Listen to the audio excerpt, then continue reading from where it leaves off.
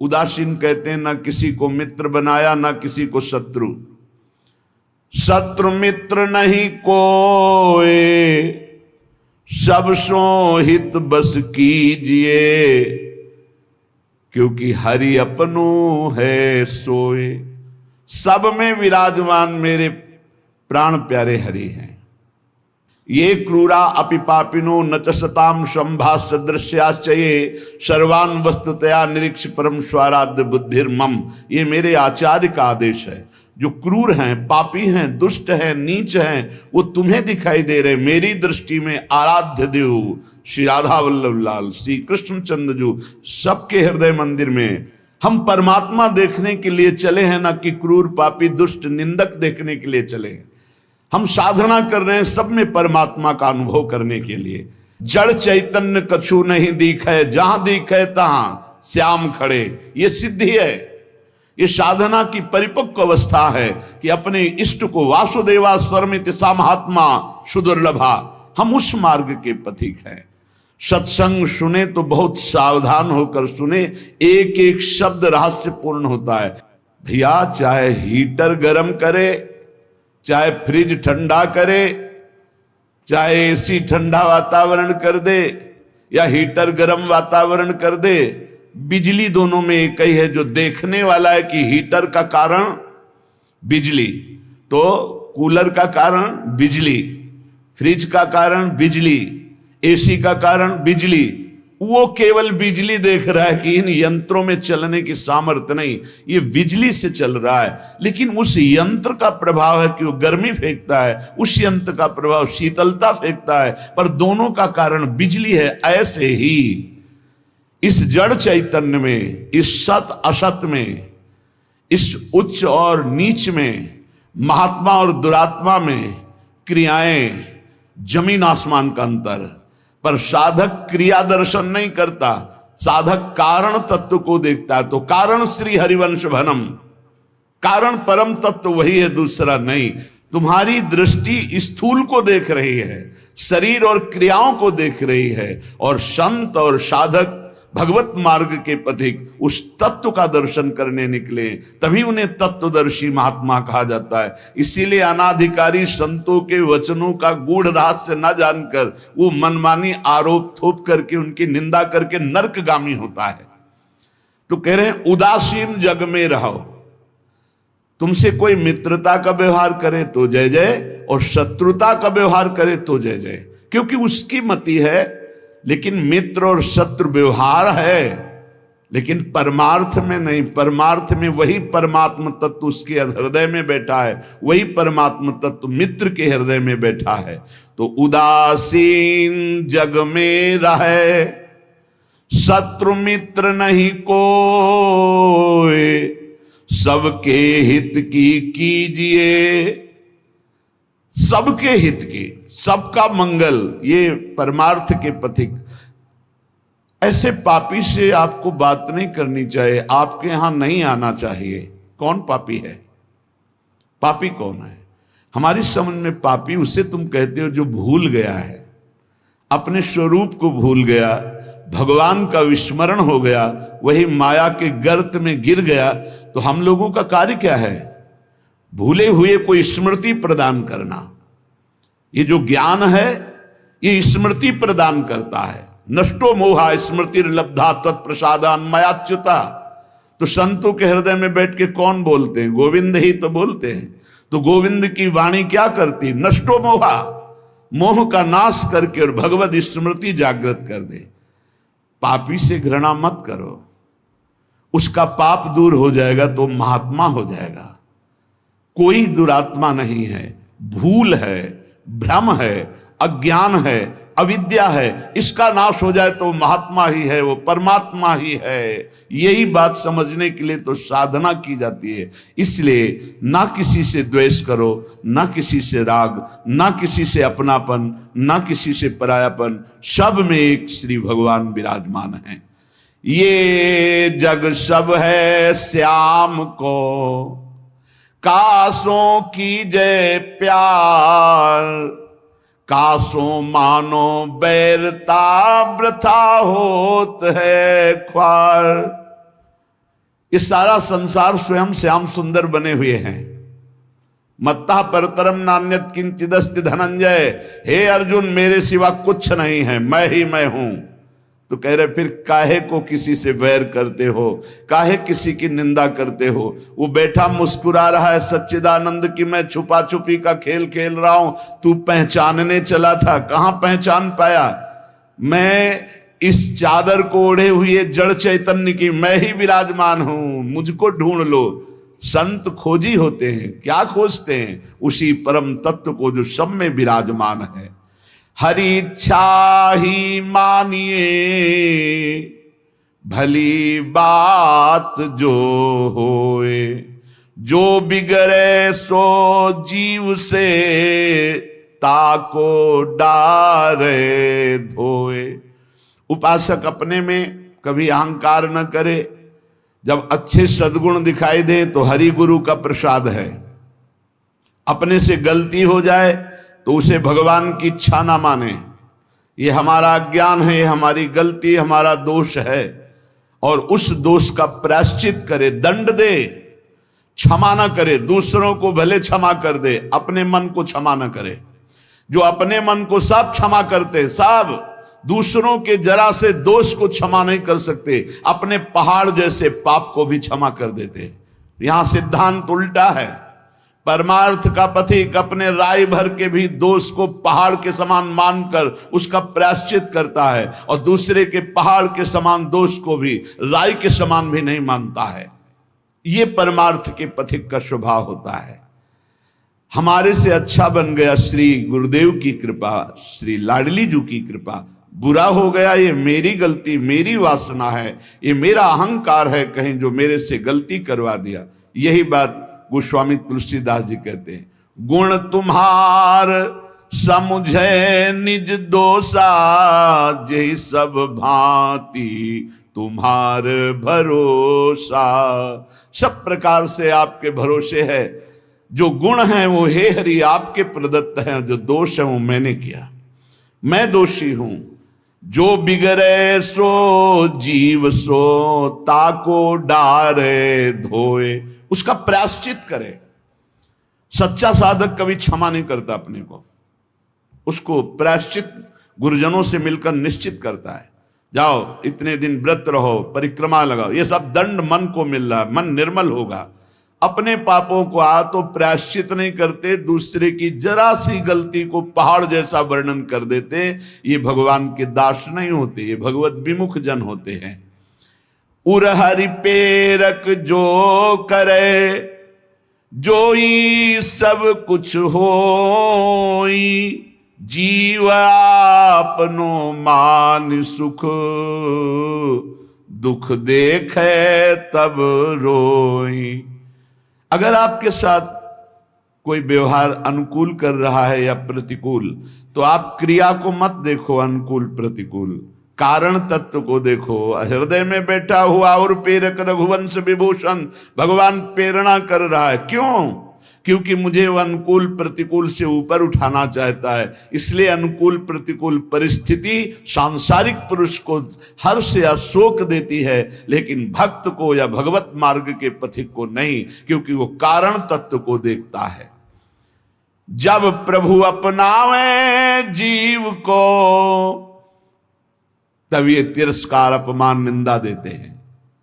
जिसको प्रभु अपना लेते हैं उसके जीवन में जरूर कृपा करके आते हैं तिरस्कार अपमान निंदा। क्यों? क्योंकि इसका एक चिपकाव का स्वभाव है। कोई जरा सा प्यार करे बस वो मान लेता ये मेरा। कोई वस्तु अच्छी लगी, चिपक गया, बस उस वस्तु, इसके बिना मैं नहीं जी सकता। जो वस्तु व्यक्ति स्थान के प्रति ममता है, आसक्ति है, लगाव है, ये तिरस्कार अपमान और निंदा के द्वारा दूर होता है। जब निंदा हुई, तिरस्कार हुआ, अपमान हुआ, जैसे बिल्व मंगल जी का तिरस्कार कर दिया, कट वचन बोले चिंतामणि ने, तो भगवान की तरफ कदम बढ़े। नहीं, जीव का जो मन है वो चिपकू स्वभाव का है, वो आसक्ति, वो ममता, वो राग कर लेता है। जरा सा बोल दे, जरा सा अनुकूल हो जाए तो वो उसी में राजी हो जाता है कि ये मेरा है। प्रभु ऐसा होने नहीं देते। बड़े कृपालु हैं, अपने जन को फंसने नहीं देते, इसीलिए वहां से प्रतिकूलता दिलाते हैं, तिरस्कार दिलाते हैं, कटुवचन दिलाते हैं, तब वो फिर चैतन्य होता है। अरे नहीं, इस जगत में कोई नहीं, हरि के सिवा मेरा कोई, फिर हरि की तरफ भागता है। तो कह रहे कि ऐसी भगवान की अहेतुकी कृपा है कि जब जीव को भगवान अपनाते हैं तो तिरस्कार, अपमान, निंदा देते हैं। घबराओ मत, उतना ही देंगे जितने में तुम परिपक्व हो जाओगे। तुम्हारा पतन नहीं हो सकता, तुम इतना दुखी नहीं हो सकते कि परमार्थ छूट जाए। और काटे भव के फंद, चरण कमल में राख हैं श्री वृंदावन चंद्र। वृंदावन चंद्र युगल सरकार ऐसी परिस्थिति बना देंगे आपको। जो जो सुन रहे हैं बहुत धैर्य से, हो सकता है तुम्हारी वास व्यवस्था कमजोर हो सकता है तुम्हारी भोजन व्यवस्था कमजोर हो सकता है तुम्हारी अर्थ व्यवस्था कमजोर हो। काट लो समय, ये काट लो समय। आगे जो आपको प्राप्त होगा वो इन सब से परे है। नाशवान परिस्थिति, नाशवान धन, नाशवान भोग, इससे परे अविनाशी परम पद मिलेगा। और ये हम विश्वास पूर्वक तुम्हें कह रहे हैं कि भगवान अपने भक्त के योगक्षेम का वहन करते हैं। आप निश्चिंत रहिए, इंतजार करो, ऊबना मत, कैसी भी परिस्थिति हो भागना मत। यहां हर एक को श्री जी देख रहे हैं। जितनी परिस्थिति में तुम्हें वो रख रहे हैं, तुम उसी के लायक हो। लायक का मतलब तुम्हारी अध्यात्म की स्थिति के लिए बहुत जरूरी है। नहीं, मेरी प्रियाजू के पास कुछ कमी नहीं है, वो आप देख रहे हैं, आप स्पष्ट देख रहे हैं, आप समझ नहीं सकते स्थिति को। अगर हम गिरिराज जी जाना चाहते हैं परिक्रमा लगाने, तो हमारे 2-3 ब्रजवासी थे, उनसे जाके कहते दंडवत बाबा गिरिराज जी जाना है ना आपको, क्योंकि 1-2 बार जैसे पर ये 30 रुपया लीजिए आने जाने का किराया। आप कैसे तुम्हें बताए, केवल भगवद आश्रय रखना। तुम्हें जो भोजन की समस्या, जो वस्त्र की समस्या, जो वास की समस्या, जो अपमान, जो परिस्थिति, ये बहुत जरूरी है। हम वंदना करते हैं उस परिस्थिति की, क्योंकि वही परिस्थिति शरणागति पुष्ट करती है। अन्य आश्रय मत ले लेना, अन्य भरोसा मत कर लेना। मेरी लाडली जो डायरेक्ट आपकी व्यवस्था संभाल रही हैं, यहां वही प्रवेश पा रहा जिसे श्री जी देख रही है। पर दुर्भाग्य है कि ऐसी करुणा होने पर भी वो अपराध करता है। वो करुणामयी स्वामिनी के भाव को न जानकर वृंदावन को एक शहर मानता है, और यहाँ आकर होटल में वास करके नाना प्रकार की कुचेष्टाएं करके पाप कमा कर जाता है। मेरी स्वामिनी जी की कृपा की अवहेलना करता है। प्रथम यथामति प्रणवों श्री वृंदावन अति रम्य, श्री राधिका कृपा बिनु सबके मनन गम्य। यहां प्रवेश भी नहीं कर सकते। जब स्वामिनी जी इतनी दयालु आपको कृपा की, आपका सौभाग्य वर्धन के लिए धाम बुलाया, तो यहां आकर थोड़ी तो साधना कर लो। यहां वो कार्य तो मत करो जो तुम्हें नरक ले जाने वाले हैं। वो समझ नहीं पाते हैं। ये कोई वृंदावन धाम है, कोई शहर नहीं, कोई नगर नहीं कि आप पैसे के बल से आए, होटल लिए, मनमानी खान पान, मनमानी भ्रष्टाचार का आचरण, तो तुम्हारी दुर्गति हो जाएगी। धाम को धाम की तरह सेवन करो, नहीं तुम मत आओ। दूर से चिंतन करो, प्रणाम कर लो, इतने में तुम्हारा मंगल हो जाएगा। यहां आओ तो धाम की तरह आओ। पहले तुम इस यहां प्रवेश होने के पहले अपने दिमाग में बैठा लो कि तुम जा कहां रहे हो।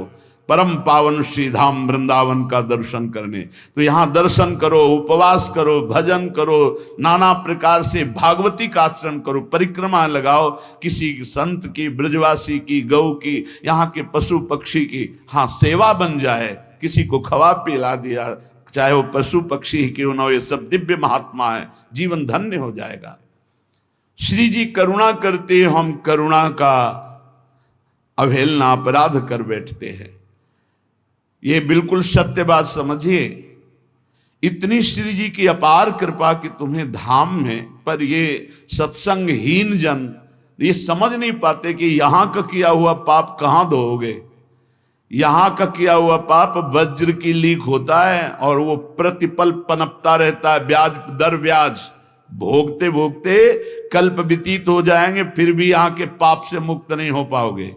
हाँ, वही मुक्त हो जाता है जो आश्रित होकर अपने प्राणों का विसर्जन प्रियालाल के शरणागत होकर के धाम में करता है। अगर धाम में अपराध बन जाए तो धाम ही मिटा सकता है। इसलिए आगंतुक वृंदावन में आने वालों को हम प्रणाम करके प्रार्थना करते हैं कि आपका अहोभाग्य, आप वृंदावन आए हो, लेकिन सावधान, कहीं मसाला खा के थूक रहे हो, कहीं दोना पत्तल फेंक रहे हो, कहीं गंदी दृष्टि कर रहे हो, कहीं दूसरे के प्रति दोष दर्शन कर रहे हो, या कहीं मन की विलास इंद्रियों के भोग भोग रहे हो। बहुत सावधान, गलती न बन जाए। यहां से यहां 1 घंटा रुको लेकिन सही ढंग से रुको, यहां 1 दिन रुको लेकिन रहने की पद्धति से। 1 दिन में तुम्हारा श्रीपाद प्रबोधानंद जी का 1 बार वृंदावन आ गया, 1 पुष्प प्रसादी सूंघ लिया, 1 बार बिहारी जी को प्रणाम कर लिया, 1 बार वृंदावन की रज लग गई, अब तुम नरक नहीं जाओगे। तो उल्टा भी इसका है, आप 1 बार वृंदावन में आके पापाचरण कर लिए तो बचोगे नहीं नरक से, क्योंकि ये अमोघ धाम है। उपजाऊ भूमि में चाहे बंबूल का पड़ जाए या गन्ना का पड़ जाए या दाक्षवारा का पड़, वो उपज जाएगी। आप बो क्या रहे हो वृंदावन में आकर? सत्कर्म भगवत भजन या दुष्कर्म पापाचरण। भगवत कृपा सब पर है, तुम्हें मनुष्य बनाया, धाम बुलाया, सत्संग करके दर्शन करके भगवत प्राप्ति का मार्ग पुष्ट कर सकते हो, पर मनमानी आचरण करके अपने जीवन को नष्ट कर सकते हो। इसलिए सावधान, जब जिस पर हरि कृपा करते हैं, हम वंदना करते हैं उस परिस्थिति का जिसमें कोई व्यवस्था ना हो और मन आश्रित हो जाए श्री जी की। ये बहुत बड़ी बात है, ये शायद ही कोई उपासक समझ पाएगा। हम प्रणाम करते हैं और धन्यवाद देते हैं परमात्मा कृपा को, जिस साधक के जीवन में अव्यवस्था हो, विपत्तियां हो, प्रतिकूलता हो और कोई प्यार करने वाला ना हो और केवल एकमात्र प्रियाजू के चरणों का भरोसा आ जाए, यही सबसे बड़ी सिद्धि है। ये अनुकूलता में नहीं होती भाई, ये होती ही नहीं अनुकूलता में। जितनी अनुकूलता मिलती उतनी इंद्रियां बहिर्मुख होकर के जगत को अपना मानने लगती हैं, व्यक्ति को, वस्तु को, स्थान को। इसलिए भगवान जिस पर विशेष कृपा करते हैं, अपनाते हैं, उसको सब तरह से मुक्त कर देते हैं। कहीं भी आसक्ति नहीं, कहीं भी ममता नहीं, कहीं भी राग नहीं। ये दुर्लभ मनुष्य देह है, ये बंधन काटने के लिए है, बंधन पुष्ट करने के लिए नहीं। ये बंधन है फंस जाना, आपके बिना नहीं जी सकते, वस्तु के बिना नहीं जी सकते, ये व्यवस्था के बिना नहीं, ये सब बंधन है। जीवन मुक्त की पहचान क्या है? ब्रह्मभूता प्रसन्नात्मा न सोचति न कांक्षति, सिद्ध बात है। ना कोई कामना है, ना कोई सोच है, एकमात्र परमात्मा चिंतन में डूबा हुआ वो जीवन मुक्त है। जिस जिस विषय को आप छोड़ते जा रहे हैं, संसार के उन विषयों से आप मुक्त होते चले जा रहे हैं। जिस जिस कामना को, जिस जिस व्यक्ति के संबंध को, बिना आप इनको तोड़े जीवन मुक्त नहीं हो सकते। सबकी ममता ताग बटोरी, मम पद मनई बांध बर डोरी। तो साधना की जो हमारी रुकावट है, हमारे भगवान कृपा करके उसे हटा देते हैं, ममता को हटा देते हैं। आसक्ति, कोई प्यार करने वाला ही नहीं रहता, नहीं रहता। वो भीख मांगता है, मुझसे प्यार कर लो। वो भीख मांगता है कि कोई तो मुझे प्यार करे, कोई नहीं। जहां वो जिधर दृष्टि डालता है उधर दृष्टि ही हटा दी जाती। बड़ा कृपा प्रसाद हरि का होता है, नहीं तो मन तो चिपकू स्वभाव का है। अब देख लीजिए, चक्रवर्ती सम्राट पद हरि के लिए छोड़ा, सुंदर रानियों को छोड़ा, पुत्र को छोड़ा, सब सुख छोड़ा और हिरण के बच्चे में फंस गए। ये बात हमको शिक्षा देने के लिए, नहीं तो वो तो भगवान के पुत्र हैं। ऋषभदेव भगवान का अवतार, उनके पुत्र हैं। और चक्रवर्ती सम्राट पद जिसके लिए छोड़ा, हिरण में कैसे फंस सकते हैं? ये हमको शिक्षा देने के लिए कि तुम किसी भी राग में भगवत प्राप्ति में बाधा पैदा कर सकते हो।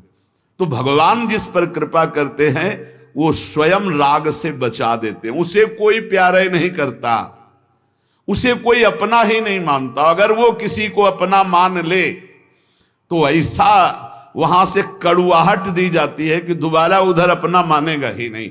वो सीधे भगवान की तरफ चलेगा। ये भगवान की अहेतु की कृपा होती है।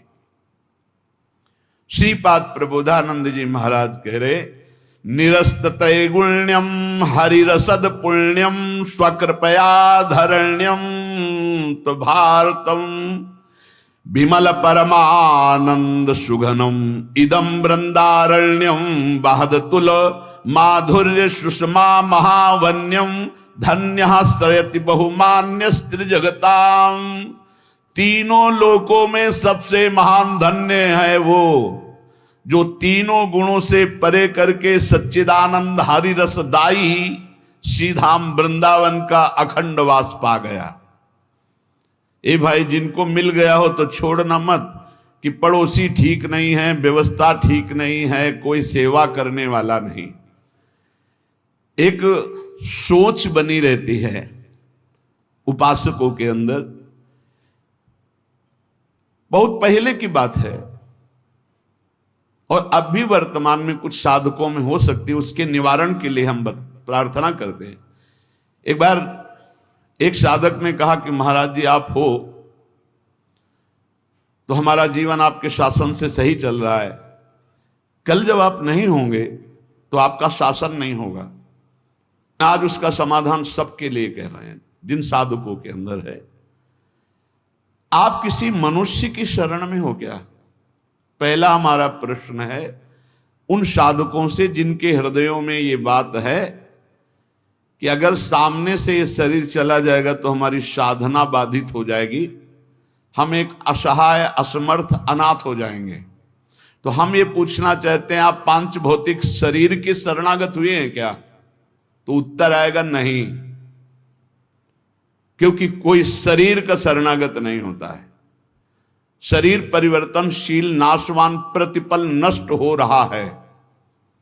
आप किसकी शरणागत हो? आप उस चैतन्य घन की शरणागत हो जो सर्वलोक महेश्वर है, वही गुरु है, वही परमात्मा है और वही चराचर जगत में व्याप्त है।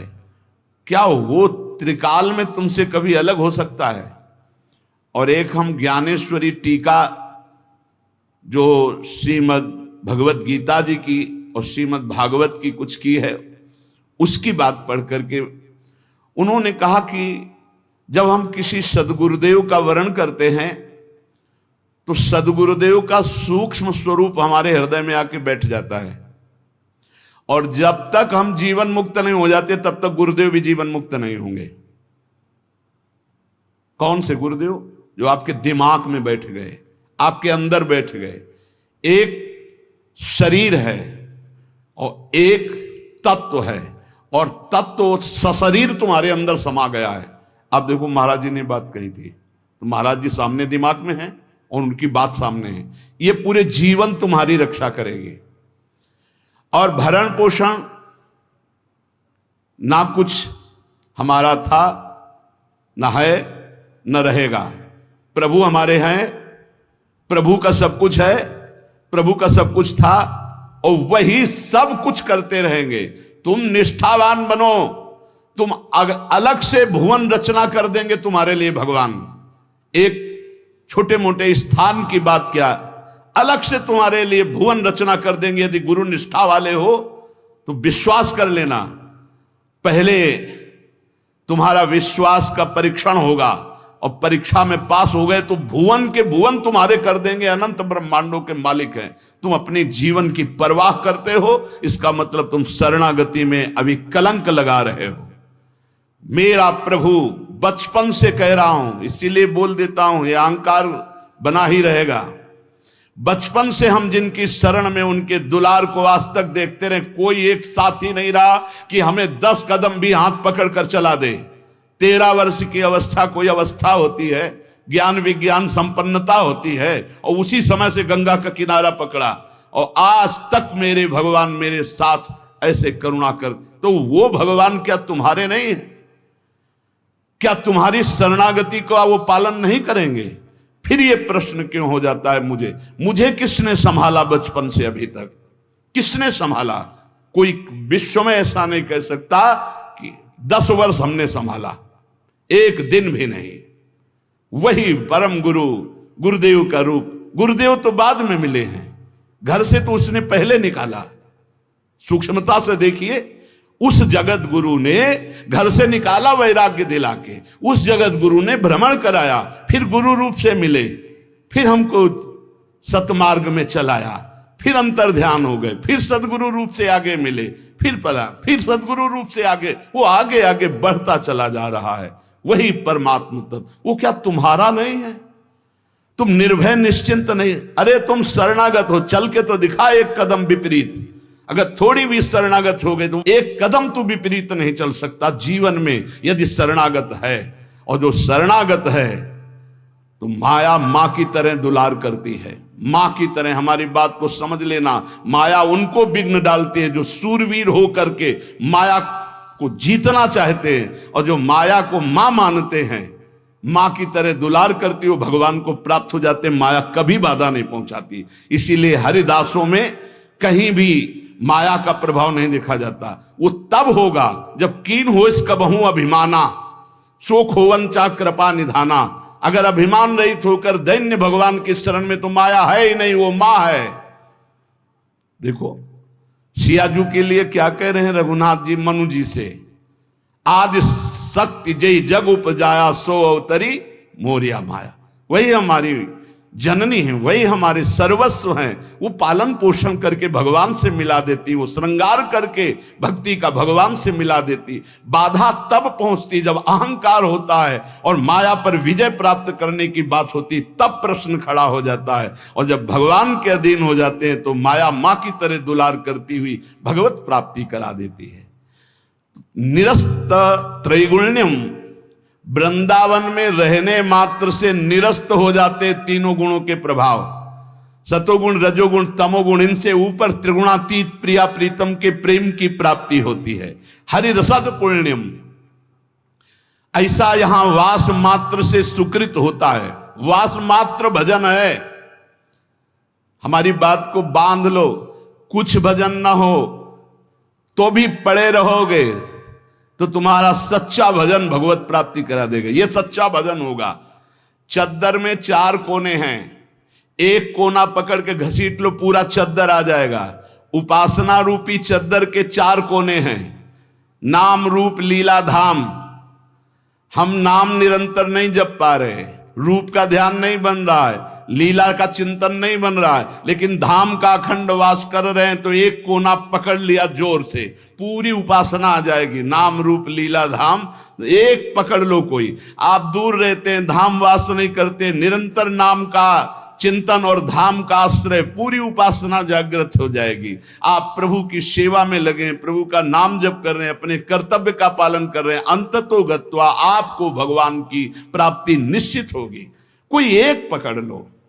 श्रीपाद कह रहे हैं, अतुलनीय महामाधुर्य सुखसार प्रदान करने वाला, तीनों गुणों को निरस्त करके हरिरस प्रदान करने वाला, वो महाभाग्यशाली है, त्रिभुवन में वंदनीय है, जो श्रीधाम वृंदावन का अखंड वास स्वीकार कर लिया। ये बड़ी दुर्लभ बात है। अखंड वृंदावन वास करते हुए बस वृंदावन बसिकै इतनो बड़ो सयान, और जुगल चरण के भजन में निमिष न दीजय जान। जब प्रियालाल ने इतनी कृपा कर दी तो हमसे चूक कैसे हो जाएगी। हम हर समय श्यामा श्याम का सुमिरन करें। सांद्रानंदाब्धि मध्य लसति रसमयम चिन्मणि द्वीप मेकम। देखो तुम तो महिमा सुन रहे हो, अनजाने में यदि हम भगवान के स्वरूप, भगवान की नाम, भगवान की महिमा को स्वीकार कर ले तो हम अनजाने, लेकिन भगवान तो सर्वज्ञ हैं। सदन जी के एक चरित्र में बड़ी विशिष्ट बात पाई गई। देखो सदन जी का जो जन्म है, इसी से हमें ये पता चलता है कि भगवान केवल भाव देखते, केवल भाव देखते हैं। सदन कसाई ताकि नीकी कसियाई, जैसे बाराबानी सोने की कसौटी कसियाई है। जीव को न बध करें, ए पे कुलाचार ढरें, बेचे मांस लाए प्रीति हरि सो लगाई है। गंडकी को सुत बिन जाने, तासों तोल्यो करे, भरे दृग साधु आनि पूजे पे न भाई है। कही निस सुपने में वाही ठोर मुंह को देवो, सुनो गुण गान रीझो ही की सच्चाई है। सदन जी का जन्म कहां हुआ? कसाई कुल में, जहां पशुओं का वध करना एक स्वाभाविक वृत्ति है, निंदनीय। निंदनीय, किसी भी जीव की हिंसा करना निंदनीय कार्य है।